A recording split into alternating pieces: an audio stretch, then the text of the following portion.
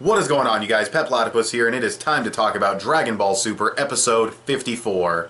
Why the black beanie? Because obviously Goku black, and not because I lost my blue one and can't find it anywhere. Not because I'm a dumbass like that. Anyways, also sorry about the lighting. The lamp I use as lighting for my videos needs bulbs, and my ceiling light is this really weird yellowish orange. Like, it probably just wouldn't look good, so some bad lighting, I do apologize, but I think this actually might look better than if I had the ceiling light on, to be honest. Also, my fan's on because it's really hot. Hopefully that's not too loud. Anyways, also, elephant in the room. I haven't been doing reviews for my usual stuff lately. I think I skipped JoJo. Did I skip last week also?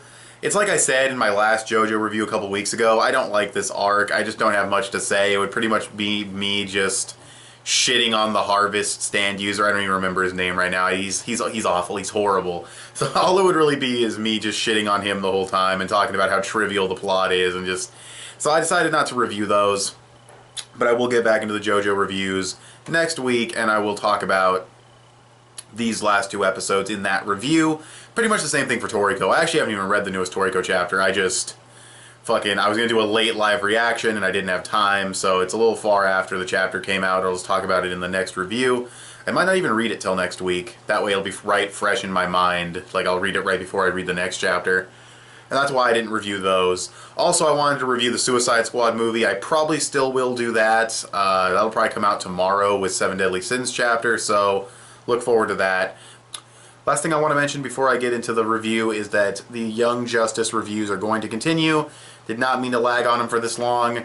I had an idea that I was going to throw at you guys about, like, hey, you know, is there any that you think I should do a live reaction to? But I kept forgetting to ask, and now it's been like 2 weeks since I made one, so I'm just going to make them. But if you comment below this video and tell me which one you'd like to see live reacted to, I probably will still have time to do a live reaction before I just watch it. So go ahead and you know, tell me below. But anyways, Dragon Ball Super. This was a fun episode. The time machine stuff definitely hit a big story progression moment when the fuel was ready round trip. I mean, Bulma's still working on the time machine itself, but the fuel's ready for a round trip. Her dad got that ready. That's pretty big progression, because once the time machine is fully repaired, it'll be good to go. We'll have the fuel and everything. Pilaf did some bullshit on the computer, and it actually turned out to work just fine, so Bulma's like, alright, we just need a little bit more. So really solid progression there. It was cool to see the return of image training. I forget if image training was... Hold on. Okay, yeah, I had to check the manga real quick. Yeah, image training was not filler. The scenes that, when you see them image training, are added to the anime, but the actual image training is in the manga, so I just wanted to double check that. So yeah, image training came back with Trunks. Pretty solid animation on the image training, gotta say. I like the fire and the lighting and everything, so from an artwork standpoint, it looked really good. That moment where he just slit Trunks' throat, too, that was pretty intense. I liked that. I mean, the blood wasn't red, obviously, but still, it looked really cool, and then Trunks' lip bled. I don't think image training can do that to you. I'm pretty sure he just probably bit his lip out of frustration because he can't find a way to beat Goku Black. And then we had Mai's fucking image training, which was actually pretty funny. I mean, it's a little pedophile-ish, but it's not Trunks doing it, it's her imagination, so, you know, whatever. And it's imagination anyways. It's imagination inside of a fictional show, so fuck it. But, that was funny. You know, they had a fire everywhere and shit. It looked like the scene where she died. That was really funny. Even though I don't think she's dead. Because they haven't gone back to that yet, but did her hand not move? I'm trying to remember. Anyways, so there's that. That was a little funny scene and a nice scene for Trunks. Trunks is getting a lot of characterization in this arc, which is really good. I'd say he's getting a lot more here even than he got in the... Well, I would say more than he got even in the Android arc, but yeah, he had some interactions with Vegeta and everything. But honestly, yeah, I really do feel like they're handling his character better here from a characterization standpoint. Then him and Vegeta train, and of course here he goes Super Saiyan 2. And he's like, go ahead, Goku fought me in Super Saiyan 3. And Vegeta's got that fucking, like, Super Saiyan 3, huh? Like, oh, that thing I can't do. So he goes Super Saiyan Blue and proceeds to just beat the shit out of Trunks. Not because he's actually mad at him, but he just wants to train him.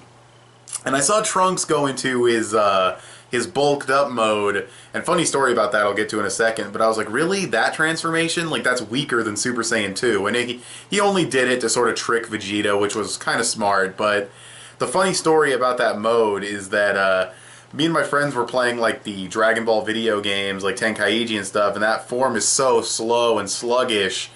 And even though the Hulk is not slow and sluggish at all, one of us made the joke. He's like, he hulks out, and one of my other friends said he's the Incredible Trunk, and he didn't say the S. He just said the Incredible Trunk, and for some reason we thought that was so funny. So we have always called that form Trunk. Just a little inside joke between us. It's not super funny if you weren't there, but yeah. So that was kind of cool to see just from that perspective, because it brought me back to like my teenage years, my young teenage years. But yeah, other than that, it was pointless for him to do that other than to trick Vegeta a little bit, but it didn't really work. Vegeta beat the shit out of him.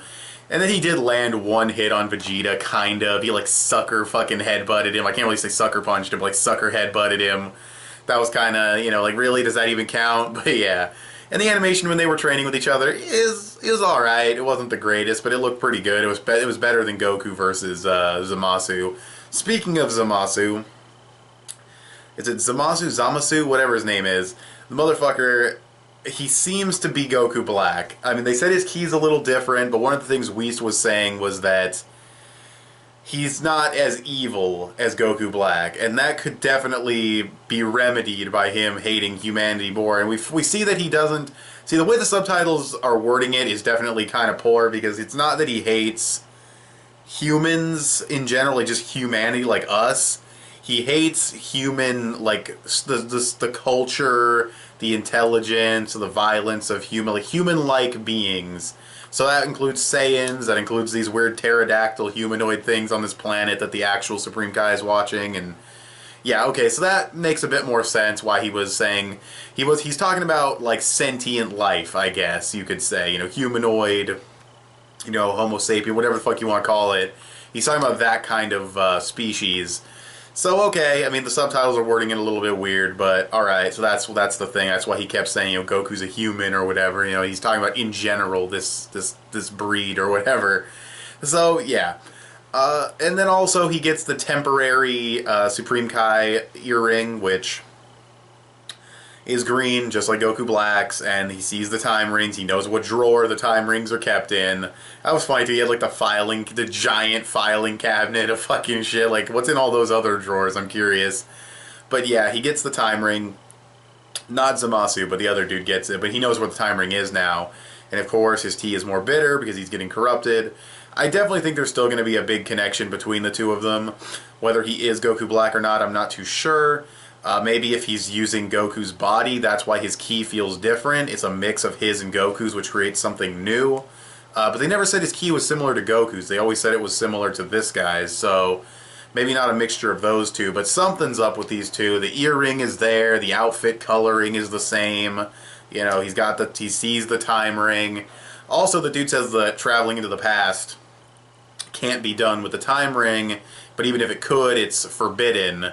If you can't do it, why is it forbidden? You know, like, using the ring to do that. Why is it forbidden to use the ring to travel back in time if you can't do it? I feel like that's just a cover. And you can travel back in time. We have seen Goku Black do it. It's only a temporary rift that you create. So, yeah, I'm definitely curious how things are going to go with Goku Black in the future, and how things are going to go with Zamasu, and what their connection really is, and why he looks like he's getting fucking shot down in the opening. So yeah, there's still a lot to find out, but the stuff with Trunks was good. I definitely think Trunks is shaping up to be the one to beat Goku Black, though it would be nice if Goku could win, like, a fight in Dragon Ball Super, because he lost to Beerus. He didn't lose to Frieza, he would have won, but he got fucking cheap-shotted from behind, and then with Hit, he jumped out of the ring, and then with Frost, which that's not really the major fight of the arc, but he still got knocked out of the ring. And then fucking, again, cheap-shotted by a fucking Frieza race.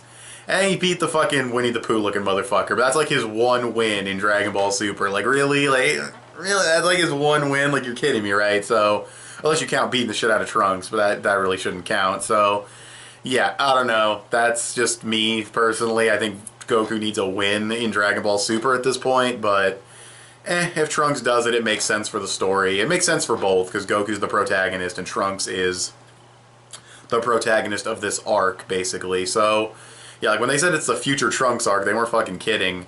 But that's pretty much the episode. We had the stuff with Zamasu, which was interesting. We got the earring, we got the time ring. He knows where those things are.